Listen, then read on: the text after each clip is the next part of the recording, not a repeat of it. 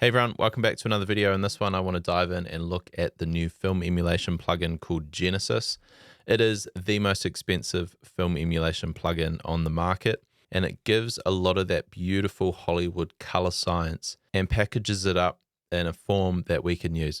So the reason we purchased this plugin is not because we are full-time colorists producing high-end work, the Hollywood work, Netflix documentaries, all of those things, but it's nice to be able to have the quality in a fast-paced commercial workflow. And for us, that's really important. Being able to build looks that are beautiful, that look like you've spent hours and hours and hours. Having that in a box where you can click a few buttons and have beautiful film emulation come out the back end after a couple of minutes is really powerful and a great value proposition for our use case. So I just wanted to put that right up front as context for the rest of this video, just so you know that I'm coming from a place of a commercial workflow, someone who's doing coloring as part of a wider film production workflow, and I'm not just sitting here doing color grading full time. So let's have a look. This is the website which Genesis has made.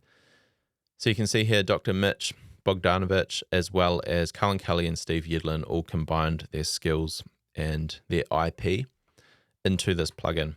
There are a ton of different film stocks. You can head to this website and have a look at all the information yourself. But I will need to highlight it's $2,000 for the Pro license. That is not cheap. People who are buying Genesis Pro know why they're buying it, and they can see the benefit within their workflow, and the looks that are created through this process are looks that they're after.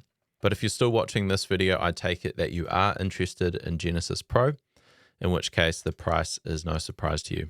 It is something to stomach though. It is the most expensive film emulation plugin available to the market. All right, Genesis, here we are. This is a DaVinci wide gamut workflow from Blackmagic Design Film Gen 5. Simply, it's a CST at the start of the chain in this group. And then on group post clip, I've just dropped Genesis here. This is Genesis right out of the box. Look at that. This is using Vision 3. This is the default preset. Although it's interesting when you reset this button, but then you also reset this, it actually changes. So this reset is different to this reset. Kodak Vision 3 5219 printed on Vision Color 2383. So this is literally the DRT from DaVinci Wide Gamut into Rec 709 Gamma 2.4.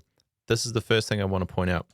It is a DRT from your working color space to your output, and you can't have any intermediary output. What that means is you can't have DaVinci Wide Gamut come into the plugin and then it give you DaVinci Wide Gamut on the out. Because it is emulating the photochemical process, there is no such thing in the world of photochemistry as DaVinci Wide Gamut or this theoretical wide working color space. You capture it on film, you develop it, you print it straight onto a print film using printer lights, and then the output is a tangible physical image. That's what Genesis is doing in this case. It's taking the data from your camera sensor and it's outputting a tangible image, which is Rec 709 Gamma 2.4 in our case, as well as P3 gamma curves, and you can see the list there. Because you might be used to other film plugins where you can isolate different aspects of that film pipeline, such as just taking the grain or just taking the halation or just taking the printer lights. With Genesis, it's a one-stop shop DRT creative look developer. So it's limiting, but it's also freeing. And this is a debate depending on which way you look at it. Because it's simple, it does everything for you. Everything is baked into the box. It's allowing it to do what it does great, which is emulate negative and print film stocks and that process that you want to capture, the essence of film. If you don't want that, there are other tools where you can just pick and choose little pieces of the film aesthetic. Okay, let's go through really quick, top to bottom, as to what's here, and then we'll see it on some more sample footage. So the first thing is you want to choose your negative stock and then your print film stock. There are more negative stocks because they've modeled a whole bunch throughout history and you can see the dates on them. This is a complicated list, but essentially it's 3 families of film stocks. You've got your Kodak, then you've got your Eastman, and you've got your Fuji.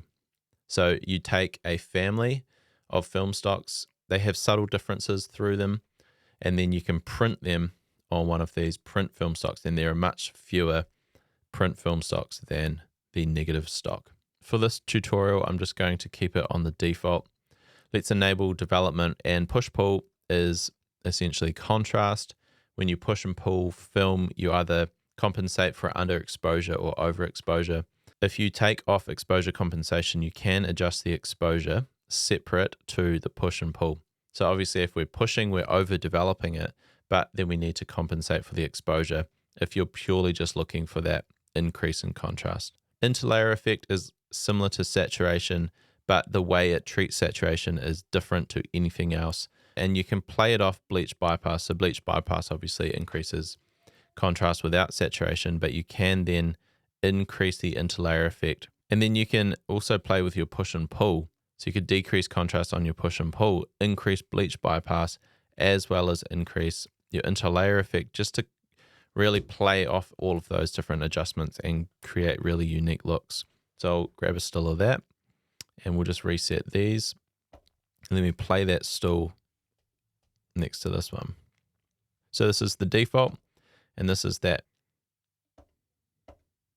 Neutral negative curves, my understanding is it almost breaks the actual film characteristic. A lot of us are used to seeing split toning in the shadows and the highlights, whereas film is actually designed to not have that, but adding this will sort of bring a bit more of that character back. So that's before, after. It breaks up those shadows and highlights, and you can always enable show curves to see what is happening with the curves as well. So I mean, 4 sliders, and we've dialed in a really, really nice look. Let's compare this to the standard DaVinci color space transform from DaVinci Wide Gamut into Rec 709. You know, that's what we're looking at, and we'll play this still from Genesis. For a nicer DRT, you could use the Open DRT, which actually comes with a bunch of look presets. So it's quite nice to have that baked into a DRT, which is essentially what Genesis is. It's a DRT with all of the look film emulation baked in. Let's play this still from Genesis. So this is Open DRT right now, and we'll wipe Genesis over that.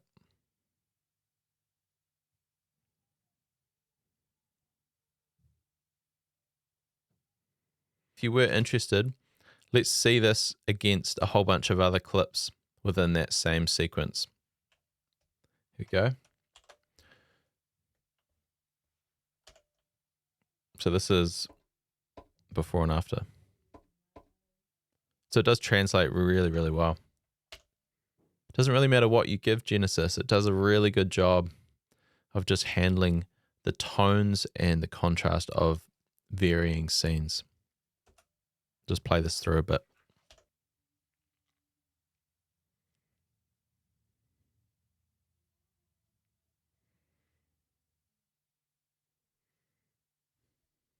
All I've done with these shots is just add a little bit of, so this is before and after. So it's basically like exposure and white balance adjustments. If I remove these, before and after, all it is exposure ratio and a white balance shift, just to balance those shots together.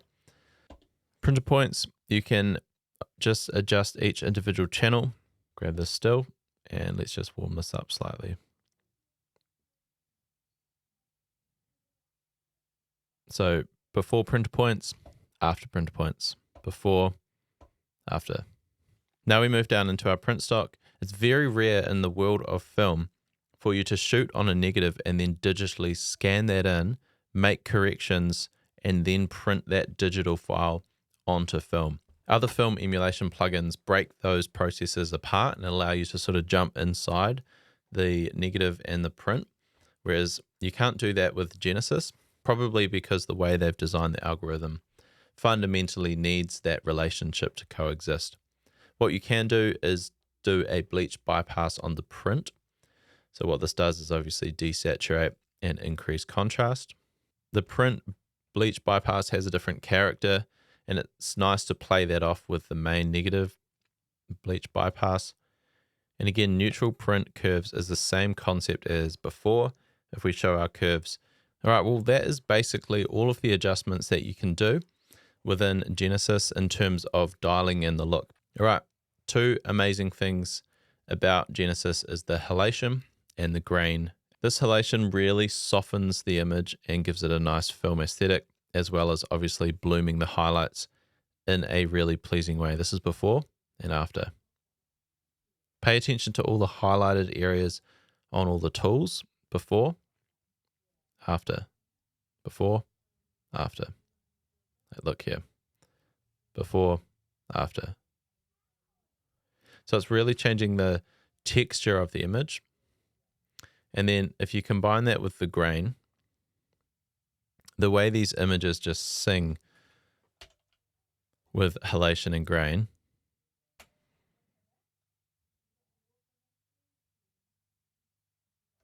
now that's probably a bit heavy on the grain. But yeah, the texture of these images with the grain enabled is obviously what you're after when you're trying to emulate film. You don't have to use it. You can take all the colors without the grain, and that's it. Negative stock, a few development adjustments, printer lights, your print, film, halation, and grain, and that is the plugin. What you can do with all of that, though, is incredible.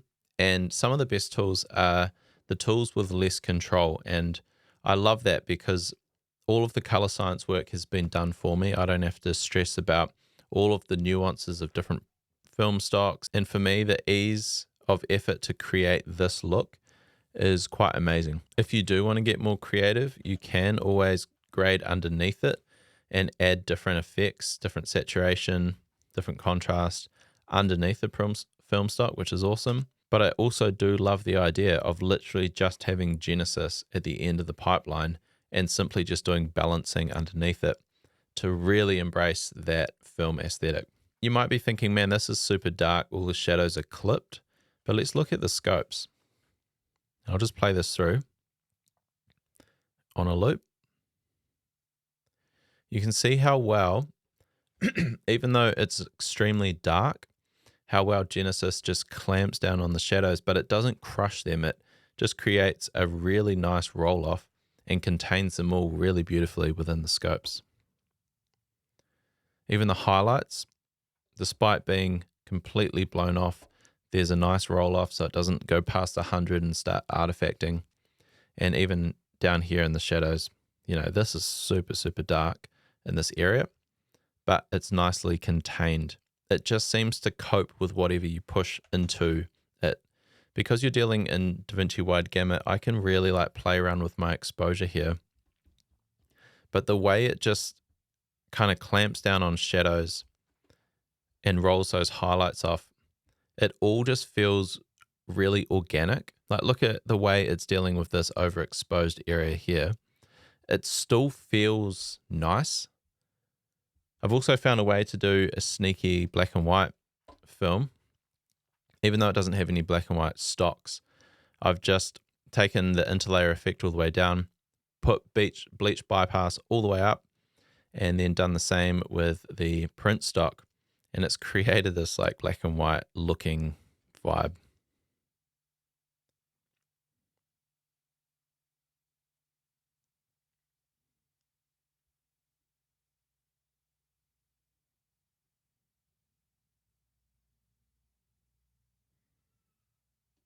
Anyway, thanks for tuning in.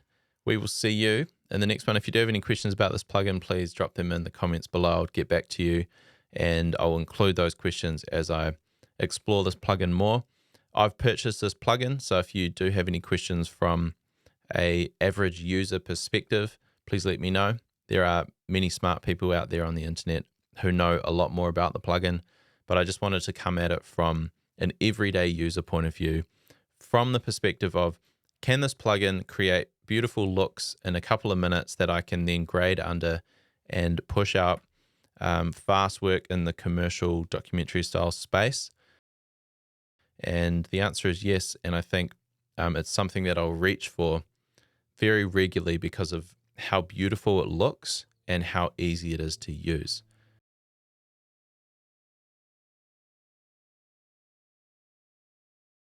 Anyway, thanks for tuning in again. We'll see you in the next one, guys. Peace.